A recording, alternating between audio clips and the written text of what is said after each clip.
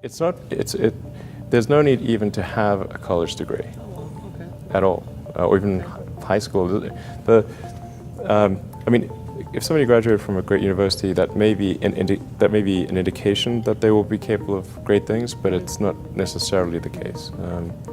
You know, if you look at, say, people like Bill Gates or Larry Ellison, Steve Jobs, these guys didn't graduate from college. But if you had a chance to hire them, of course, that would be a good idea. You know, we ask kids that are 16 to 18 years old to make $100,000 debt decisions when they go off to university. And they're not prepared for that. They don't know what they're getting themselves into. They just assume, okay, I'm going to pay 4 years of education at $25,000 a pop, and when I come out the other side, somehow I'll be able to pay it back. Right. That's not how life works anymore. I think having the flexibility to explore a lot of different things, which you can do when you're in college, which is one of the amazing things about being in college, is you can work on all these hobbies and code a lot of stuff and try a lot of different things. It's this amazing flexibility that I think most people take for granted. And once you decide, okay, I'm going to start a company and I'm going to do it with someone else, you immediately now need to convince someone else if you want to change your mind on something. And I think people really undervalue the option value and flexibility. I think explore what you want to do before committing is really like the key thing, and keep yourself flexible. And no, I think that's. I agree. Yeah. Well, oftentimes business education today, and I see it all the time, kids come out of college, the best colleges, Wharton and Harvard and Stanford and some of the great business schools, and they'll come out and they won't have practical experience. There's too many case studies that aren't practical. It's like the newspaper industry, right? More printing presses, more big buildings, right? Makes us look grander. We have brains that we're putting them out there. There's a point of diminishing returns in terms of what it's worth for a college education and how much debt you're willing to saddle yourself with. A students work for the B students, the C students run the businesses, and the D students dedicate the buildings. The people who are doing the work that we care about are figuring out what to do next, not following the person who told them what to do next. And the problem with most colleges is they are high school, but with more binge drinking. The entire purpose of a good university is to give you a foundation to fail, not a foundation to get an A. And if you graduate from college with straight A's, you have to do some serious soul searching as to why you chose to spend your time doing that. A lot of people follow. A lot of people are followers. Generally, if not, we'd have problems. We have too many entrepreneurs. We have too many successful people. Like, look how many people go through business classes. If everything you needed was in that actual business class, in that book, it'd be too many successful business people. Right. How many people graduate? Matter of fact, the professor wouldn't have the time to sit there and teach you. That knows this book damn near verbatim, page by page, he knows it, right? Because he be an entrepreneur. Yeah, he's too busy. I'm doing way too much right now because I got the palm trees and we selling so much Right. stuff that I'm doing that I ain't quite got time to teach no more class right now because I'm with it. In my experience in business, there is very little difference, if any, between a very high-priced business education and what's available for a lot less money. I went to the University of Nebraska at Lincoln my last year in college. I went to Wharton for a couple of years before that. I learned just as much at the University of Nebraska as I did at Wharton. You need to be prodded in the right direction, but an awful lot of it is self-taught. It isn't necessary to pay $30,000 or $35,000 a year to go to some big-name school to get the education at all. I mean, if you're going to learn accounting, which is probably the most important course you take in business, if you're going to learn accounting, you can learn accounting absolutely as well, in my view, going to UNO as going to Harvard. I mean, I see, I'd bet on that. And so I wouldn't run up huge bills. I hated school. I really hated school. I hated school, generally, right? Because it was this instruction following thing. Now, I bet you it's probably also because I wasn't good at it. And some people, like I've got a great conceptual memory and a terrible rote memory. So if I have a story, I could tell you year by year kind of what happened within a story, within a context. But if I was to go into, like a memory-based learning, it's terrible. I have a terrible rote memory. Ego barrier is the worst thing. And if we were raised differently, just imagine in the schools that all along that people will always say, everybody makes mistakes. Everybody has weaknesses. The key is really to understand what your mistakes and weaknesses are so that you can learn from them, right? I think punishment is a terrible concept. Punishment means that you made a mistake and you're being punished.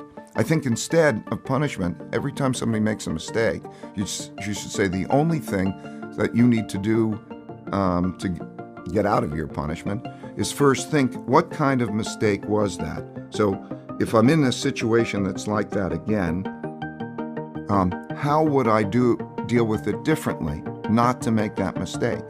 So that learning should come from the mistake, not punishment, because you're teaching people not to make mistakes. Where's where the learning comes from, not the appreciation that if you keep doing this over and over again, you're going to keep encountering the same outcomes. You know, it's an extremely corrupt system we have at this point. We have an education bubble. In the U.S., we have $1 trillion of student debt. To a first approximation, this has gone to pay for $1 trillion worth of lies about the value of the education people have received. It's not at all obvious yet, though, what's going to replace this or how it's going to change.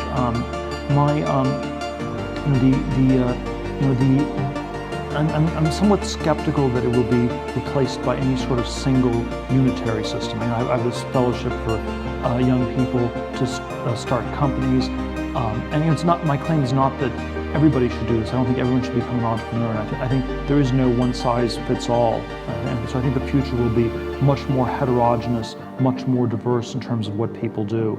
What's really anomalous is the sort of unitary tracking where you have to go to an elite college, you go to Yale or you go to jail. There's nothing else you can do, you know.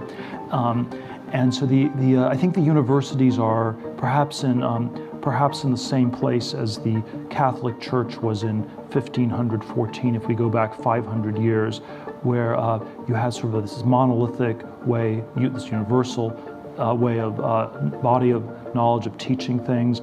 The difference between the Yale and the Harvard political science faculties are probably no greater than the differences between the Dominicans and the Franciscans. So we have all kinds of small debates within this context.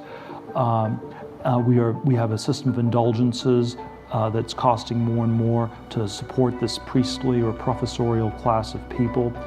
We are told that it's the only way to salvation. You must get a diploma to be saved. If you do not get a diploma, then you will go to hell. And I think the message that I have that's like the 16th century reformers, that's a somewhat troubling message, is that you have to work out your salvation on your own. You have to save yourself, and that's I believe that is the truth, but it's a somewhat uncomfortable one. Sure. So how would you educate your 5 boys? Actually, I created a little school. Yeah. What kind of school? Could you describe to us? Sure. It's small. It's only got 14 kids now, and it'll have 20 kids in September.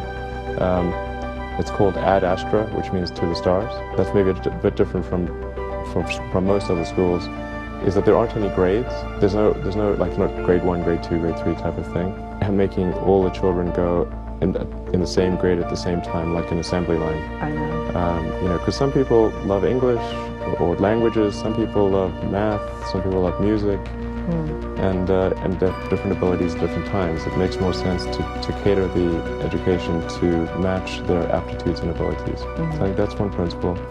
Another is that it's important to teach problem solving, or teach to the problem, not to the tools.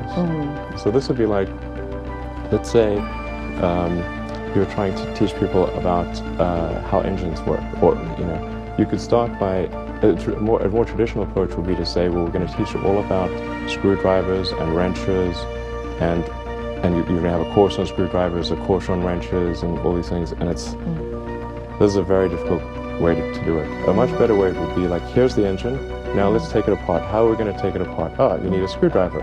That's what the screwdriver is for. You need a wrench. That's what the wrench is for. And then a very important thing happens, which is that the relevance of the tools becomes apparent.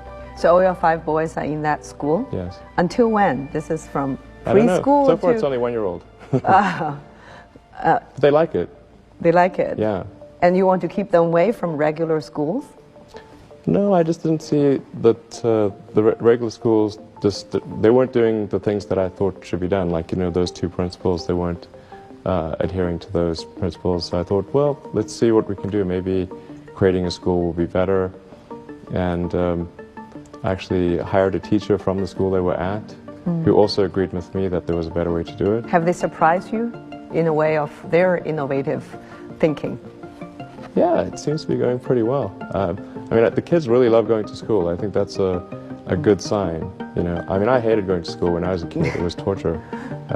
So the fact that they actually think vacations are too long, like they want to go back to school. Wow. Yeah, exactly. That's weird. I know.